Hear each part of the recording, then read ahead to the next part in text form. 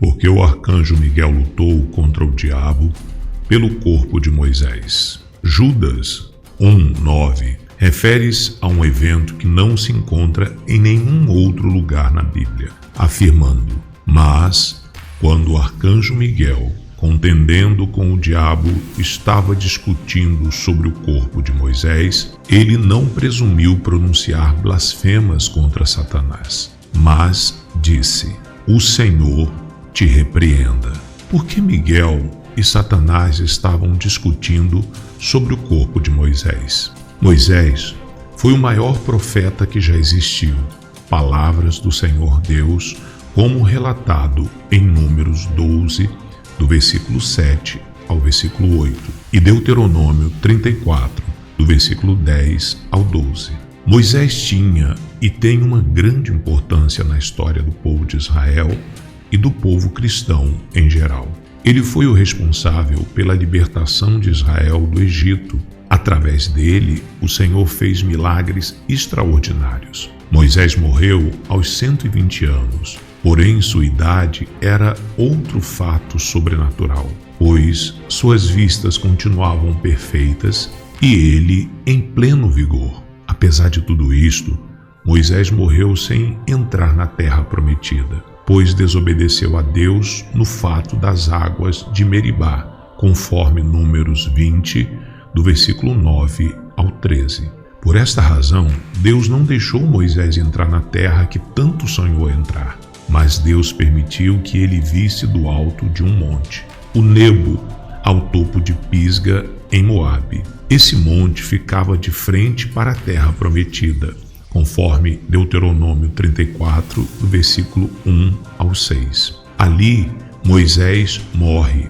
e ele é sepultado por Deus. Até hoje não se sabe onde está o túmulo de Moisés. Podemos então supor que Moisés foi a única pessoa que foi sepultada pelo próprio Deus. Nenhuma razão específica é dada para explicar essa disputa pelo corpo de Moisés, mas várias teorias foram sugeridas. Uma poderia ser que as pessoas têm uma propensão a adorar as coisas criadas, incluindo a criação, em vez do nosso Criador.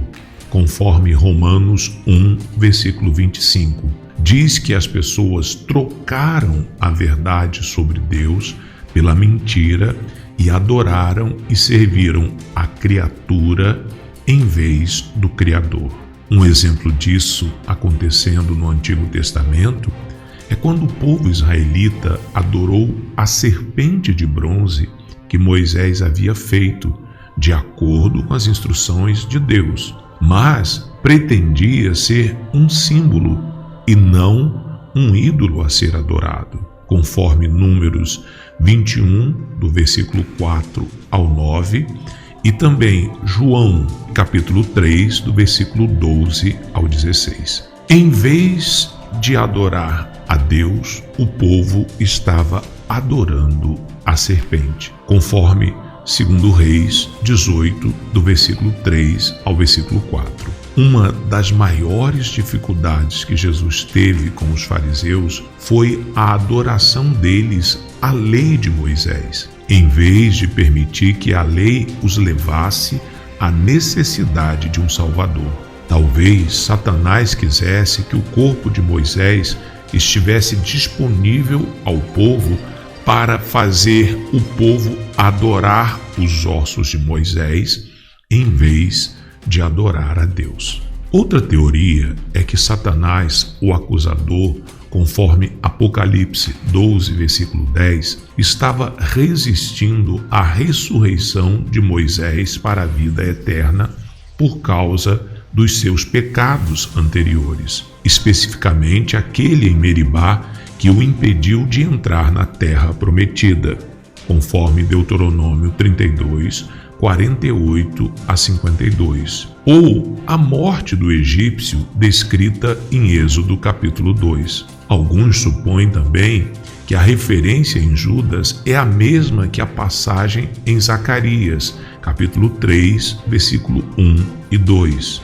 Então, ele mostrou Josué, o sumo sacerdote, diante do anjo do Senhor, e Satanás à sua direita para acusá-lo. E o Senhor disse a Satanás: O Senhor te repreenda, ó Satanás. Mas as objeções a este ser o mesmo incidente são óbvias. Primeiro, a única semelhança entre as duas passagens é a expressão "o Senhor te repreenda". Segundo, o nome Miguel não ocorre na passagem de Zacarias. E terceiro, não há menção ao corpo de Moisés em Zacarias e nenhuma alusão a ele.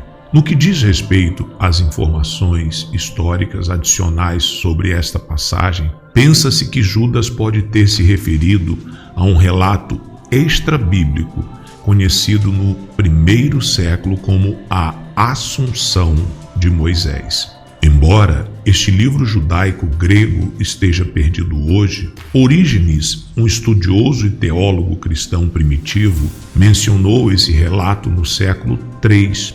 Existe outro documento também chamado de Assunção de Moisés e pode ou não estar relacionado ao que ele menciona. E supôs que essa era a fonte do relato de Judas. O livro aparentemente também incluía uma descrição de Miguel e Satanás disputando o corpo de Moisés, o que se enquadraria no contexto de Judas 1:9. Isto não significa necessariamente que esta assunção perdida de Moisés seja um livro inspirado, mas sim que era uma história conhecida pelos leitores de Judas. Parece que Judas, escrevendo com a inspiração do Espírito Santo, 2 Pedro 1:20-21, confirmou que este relato em particular era verdadeiro. Ele usou isto como ilustração do respeito que o anjo Miguel tinha, em contraste com o desrespeito de falsos mestres, cujo orgulho os levou a muitos pecados. Como observação lateral, isso é uma lição importante para nós em como devemos lidar com Satanás e os demônios. Em vez de tentar enfrentá-los com a nossa própria autoridade, devemos buscar o poder do Senhor contra eles. Clamamos a Deus para intervir e confiamos em seu poder e autoridade. Vamos compreender um pouco sobre o arcanjo Miguel. A palavra arcanjo vem do grego arcángelos e significa anjo principal. Em outras palavras, chefe dos anjos. Miguel aparece 5 vezes na Bíblia. Em todas elas aparece como um anjo guerreiro, lutando contra as forças do mal. Em Daniel 10:13, traz o relato de um anjo que trazia uma resposta para Daniel. E ele explica que demorou 21 dias para chegar, porque um príncipe do reino da Pérsia, fazendo alusão a um demônio, o havia impedido de passar a ponto dele precisar da ajuda de Miguel. Em Daniel 10, versículo 20 e 21, declara que Miguel foi o único a ajudar o anjo da visão a lutar contra a Pérsia e a Grécia, e que Miguel era o anjo protetor do povo de Deus pelas palavras do anjo. Em Daniel 12:1, fala que Miguel terá um papel fundamental nos últimos dias, sem mencionar exatamente qual o papel será. Judas 1:9 é o relato que estamos estudando. E por último, em Apocalipse 12, do versículo 7 ao 9, que diz: E Miguel lidera os anjos em batalha contra o dragão, a antiga serpente e seus anjos caídos. Satanás perde a batalha e é lançado na terra. Esta ainda não é a batalha final, quando Satanás será lançado no lago de fogo e enxofre. Percebemos então que Miguel é um arcanjo poderoso, considerado um príncipe de grande poder e autoridade. Porém, ainda assim, ele mesmo na luta contra Satanás recorre ao Senhor para repreender a Satanás, mostrando submissão ao Senhor mesmo ele mesmo tendo autoridade. Esta ilustração de Miguel e Satanás faz parte de uma lista fornecida por Judas nos versículos 9 a 11. Além do exemplo de Miguel e do diabo, Judas observa o exemplo de Caim, que assassinou seu irmão Abel em Gênesis 4, o erro de Balaão em Números 31 e a rebelião de Corá em Números 16. Todos os 4 exemplos referem-se a eventos históricos desde a época do Pentateuco, de Gênesis ao Deuteronômio, e demonstram o que acontece com aqueles que, movidos seja por ganância, orgulho ou qualquer outra razão, se rebelam contra a vontade de Deus e sua autoridade. Judas nos adverte a fugir de pessoas assim, que estão no meio do povo de Deus, mas seguem os seus princípios rebeldes, os mesmos de Satanás. Ensina também que submissão à autoridade de Deus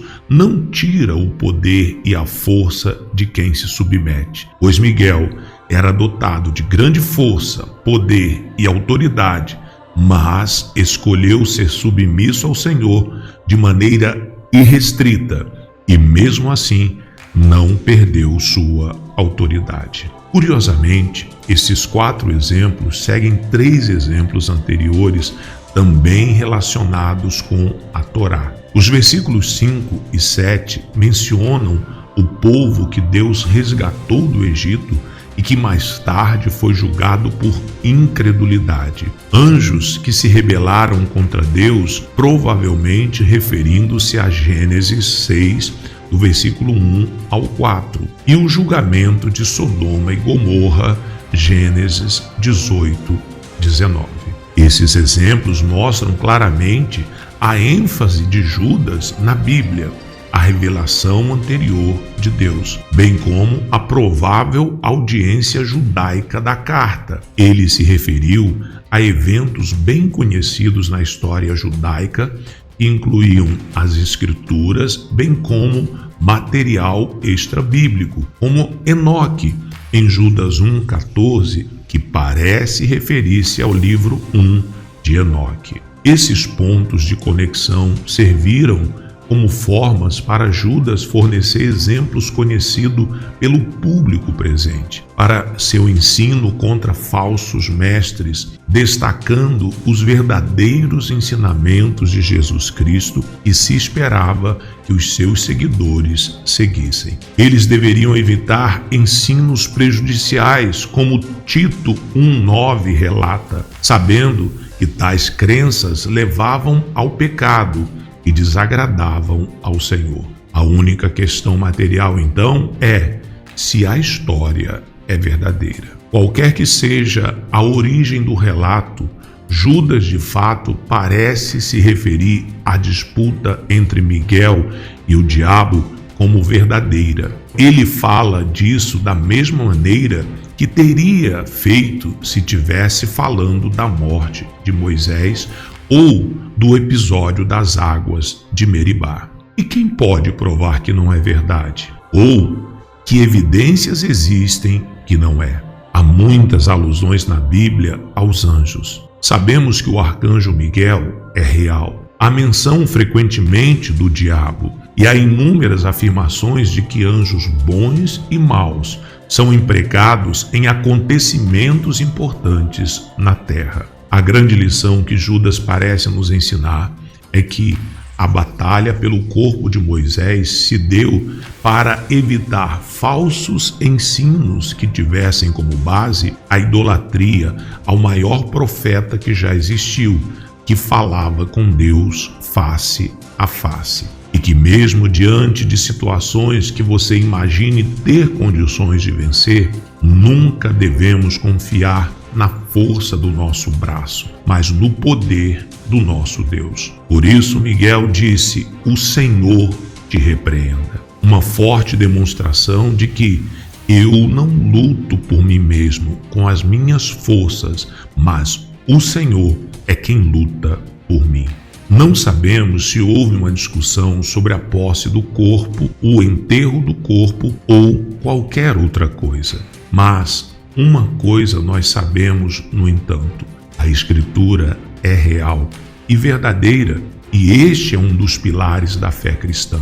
Como cristãos, nosso objetivo é abordar as Escrituras com reverência e oração. E quando encontramos algo que não entendemos, oramos mais, estudamos mais. E se ainda assim a resposta não parece clara, reconhecemos humildemente nossas próprias limitações diante da perfeita palavra de Deus. O princípio básico de Judas é garantir que nossos corações e vidas estejam completamente submetidos a Deus e que o adoremos em nossas palavras, pensamentos e ações. Em outras palavras, deixamos de lado a mentalidade de quero fazer o que quero fazer quando quero fazer e escolhemos seguir a Deus. Judas escreve: mas vocês, amados, edificando-se na sua santíssima fé e orando no Espírito Santo, mantenham-se no amor de Deus, esperando a misericórdia do nosso Senhor Jesus Cristo, que conduz à vida eterna. Judas 1, versículo 20 e 21. Escolha se submeter à vontade e à autoridade de Deus. Fazendo assim, você lutará suas guerras com o Senhor lutando ao seu lado. Obrigado por acompanhar esse estudo maravilhoso. Espero ter contribuído para o seu crescimento espiritual. Deixe nos comentários sua opinião sobre o estudo e sobre qual relato bíblico você gostaria de aprender mais. Sua opinião nos guiará e buscaremos mais revelações bíblicas para o seu crescimento. Não esqueça de se inscrever no canal e ativar o sininho das notificações. Lembre-se de compartilhar e deixar a sua curtida. Deus te ilumine, Deus te abençoe. Até o nosso próximo estudo bíblico.